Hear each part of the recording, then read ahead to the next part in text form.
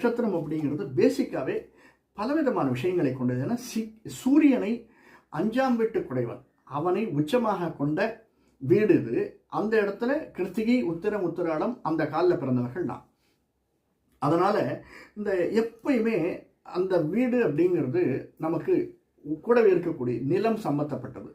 ஏதாவது ஒரு விதத்தில் ஒரு வீடு இருக்கும், ஒரு காணி இருக்கும், ஒரு மாடு, ஒரு நிலம் இருக்கும்.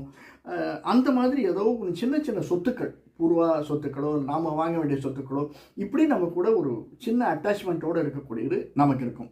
கிருத்திகை ராசிக்காரர்களுக்கு, கிருத்திகை நட்சத்திரக்காரர்களுக்கு கொஞ்சம் நல்ல பொசிஷன் வந்து சுக்கிரனும் குருவும் நல்ல இடத்துல இருந்து அப்படின்னா நம்ம கொஞ்சம் செல்வந்தராக இருப்பதற்கு சாத்தியக்கூறுகள் அதிகமாக இருக்குது பேசிக்காக கிருத்திகை நட்சத்திரக்காரர்களுக்கு. ஆனாலும் முதல்ல சொன்ன மாதிரி கொஞ்சம் இந்த பிளண்ட்டாக பேசுறதுனால கொஞ்சம் முன்கோபம் அதிகமாக இருக்கும். நமக்கு டக்குன்னு கோபம் வந்துடும் சார். எதுவாக இருந்தாலும் அடுத்த கொஞ்சம் பொறுக்கவே முடியாது நம்மளால். கெட்டதை பார்த்தா